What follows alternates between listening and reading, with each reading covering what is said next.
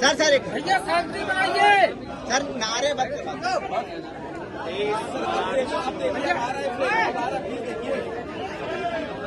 23 मार्च जहाँ हम सब लोग इसी लोहिया पार्क में आकर के डॉक्टर राम मनोहर लोहिया जिन्होंने हमें समाजवादी आंदोलन को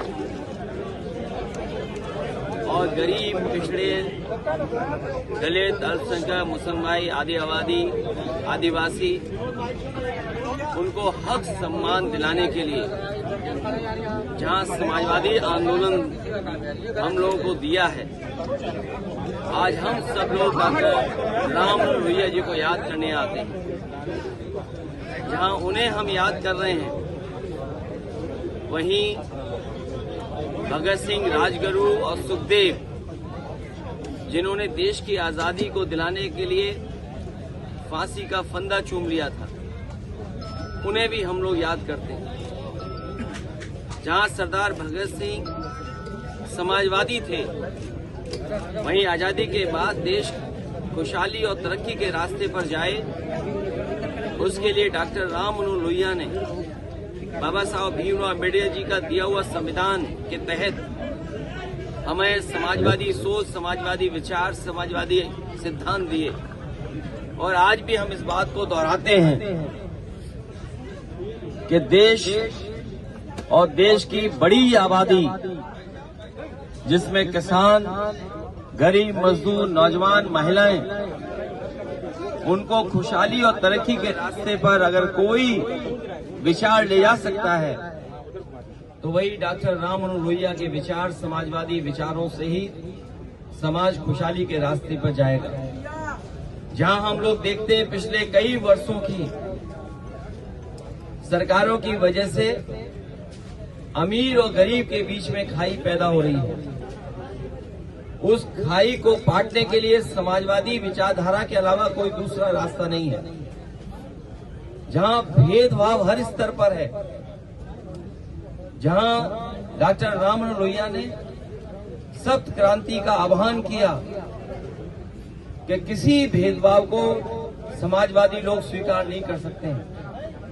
आज हम फिर वही संकल्प दोहराते हैं जो नेताजी के संघर्षों से समाजवादी पार्टी और समाजवादी आंदोलन हमें मिला है, कि जहां हम नेताजी और डॉक्टर राम लोहिया जी को याद कर रहे हैं, वहीं वही संकल्प दोहराते हैं कि समाजवादी आंदोलन को आगे बढ़ाएंगे और गरीब, किसान, मजदूर और आदि आबादी को हम लोग हक और सम्मान दिलाने के लिए जीवन भर संघर्ष करते रहेंगे।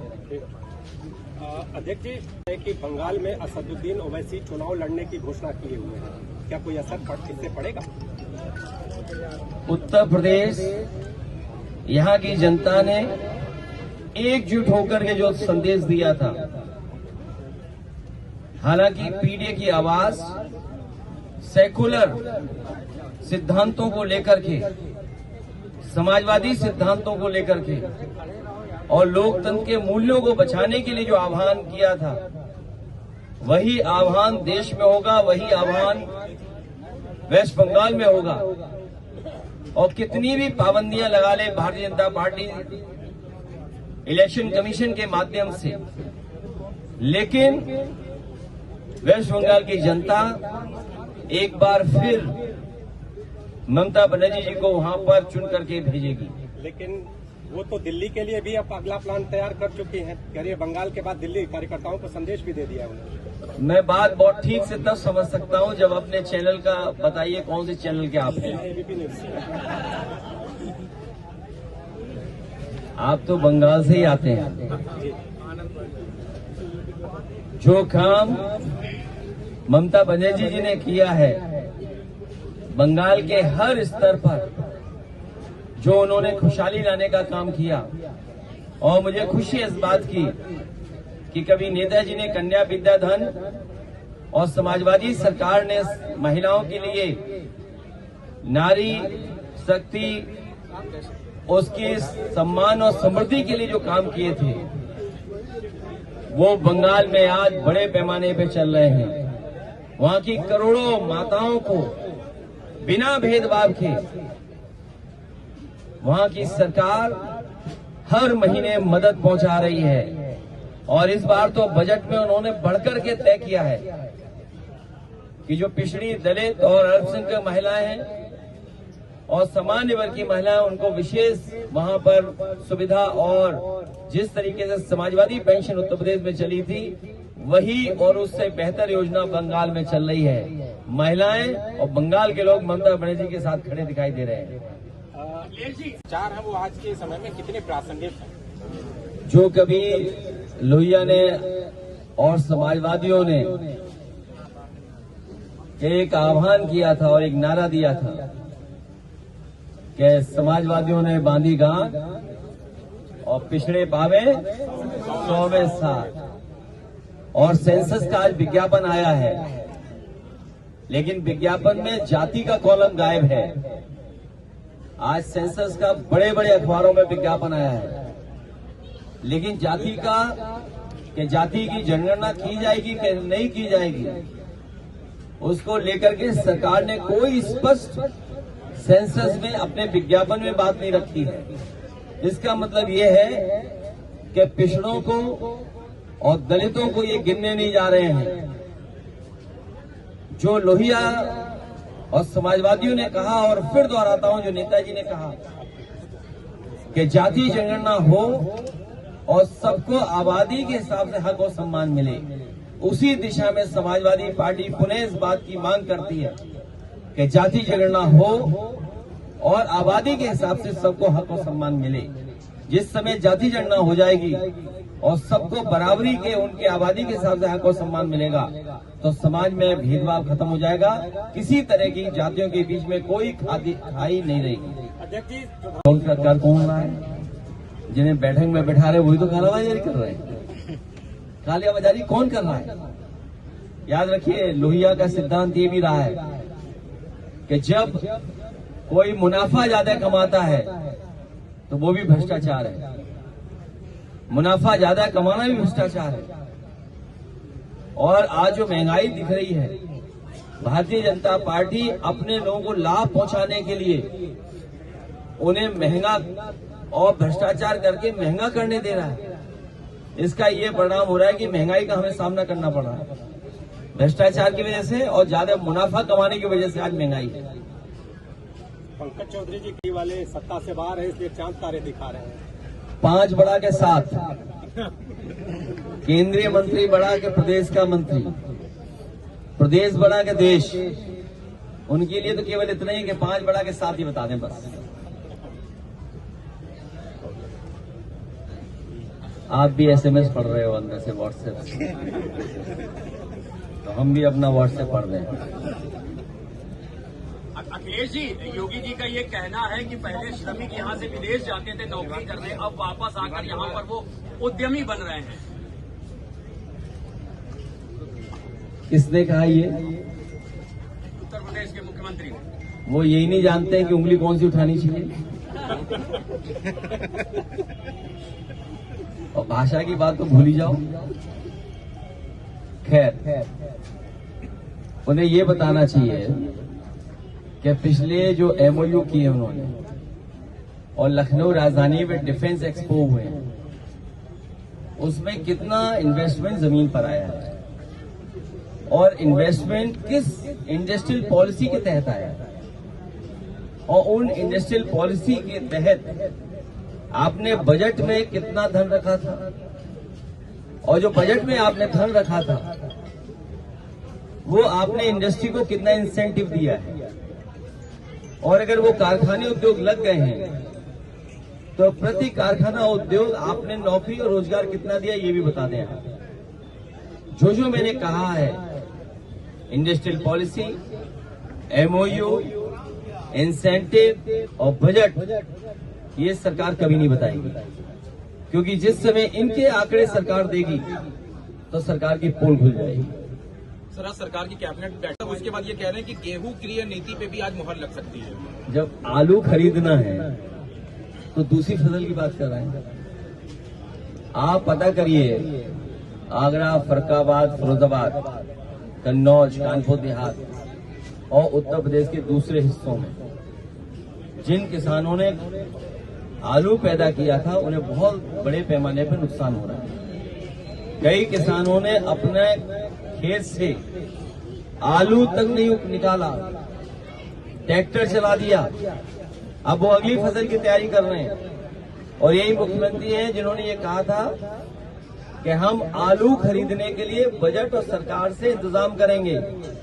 ये बताएं कितना आलू इन्होंने पिछली सरकार में खरीदा था, पिछले वर्ष खरीदा था, और इस बार आलू के किसानों को आलू खरीदने के लिए आपने बजट में कितना पैसा रखा था?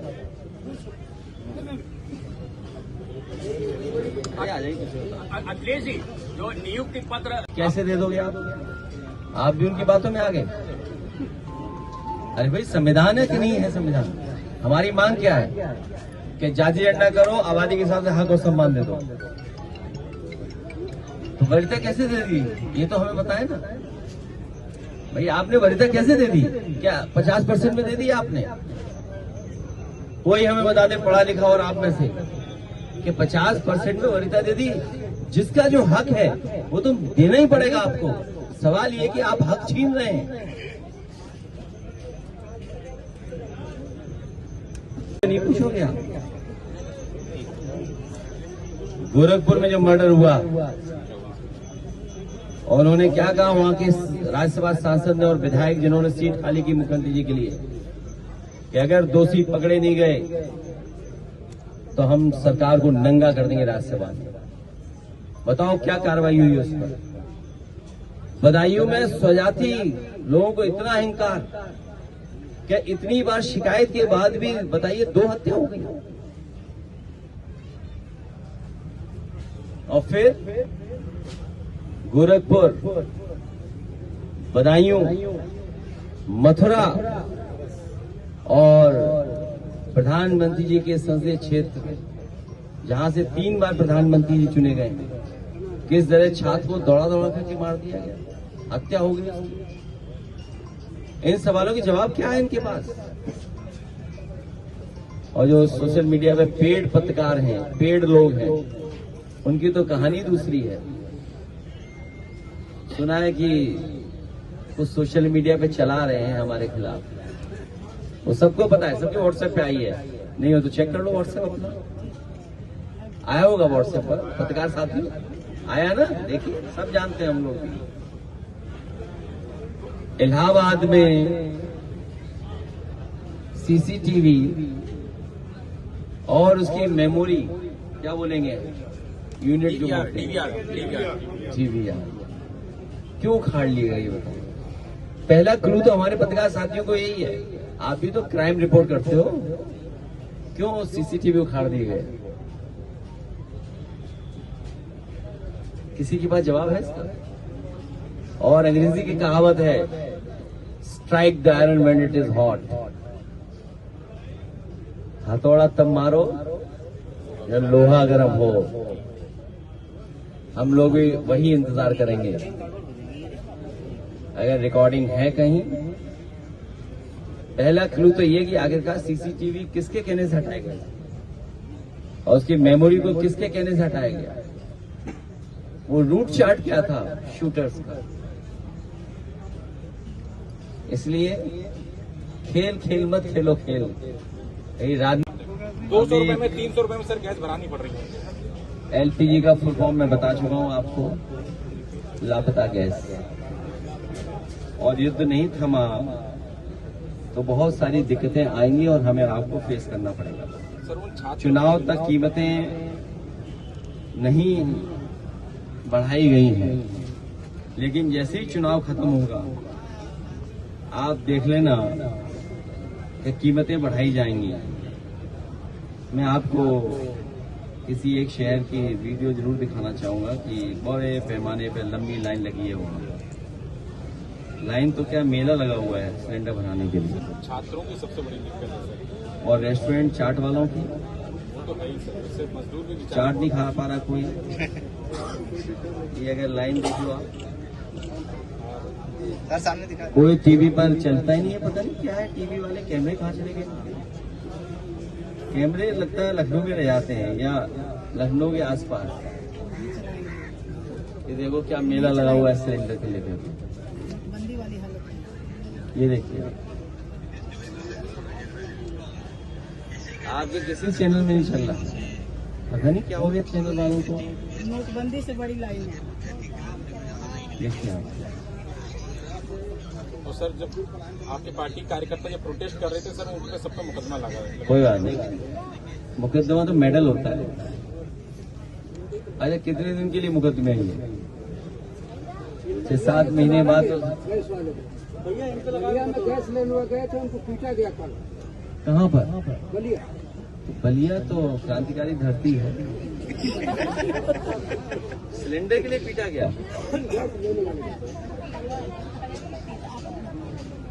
कोई बात नहीं, ये मुकदमे मेडल हैं। हमारी आपकी प्रतियोगिता यही तो है कि आंदोलन करें, प्रदर्शन करें। मुझे उम्मीद है कि बहुत सारी बातों को लेकर के आप लोग सच्चे मन से, सच्चाई के साथ दिखाएंगे। और ये लोहिया पार्क वो है जो नेताजी ने बनवाया। बगल में JP-NIC है जो नेताजी के समय तय हुआ था। ये पार्कों का, और पार्क ऐसे हैं जो हरे भरे पार्क हैं। ये इसी पार्क में कुछ न कुछ करते रहते हैं अपना नाम लिखवाने के लिए। दोनों पार्कों में कोई नया पार्क तो बनाया नहीं बीजेपी ने, और जो पार्क बना है वो अकेले खड़े लोग हैं वहां पर। यहाँ पार्क में कम से कम हरे पेड़ पौधे तो हैं, तो सबसे बेहतर पार्क यहाँ है। जिस पेड़ के नीचे हम लोग बैठे हैं, गुलाचीन का पेड़ है, बगल में बोतल पाम है। नेताजी ने पेड़ लगाया था, वो अभी भी है, और बहुत बड़ा पेड़ हो गया पारिजात का। और ऐसा पार्क शायद आबादी के बीच में कहीं नहीं मिलेगा। एक ये, और दूसरा छोटे लोहिया जनेश्वर मिश्र जी का पार्क, वो भी एक ऐतिहासिक पार्क है। इससे वो बहुत बड़ा है, और जो क्वालिटी ऑफ प्लांटेशन है बहुत बड़े पैमाने पर है। रिवर फ्रंट भी है। सुना है JP-NIC की पार्किंग खोली है, लगता है अधिकारियों को समझ में आ गया है, उन्हें हवा का रुख पता लग गया है। अभी पार्किंग खोली है, बाद में बिल्डिंग खोल देंगे, क्योंकि समाजवादी सरकार बनने जा रही है।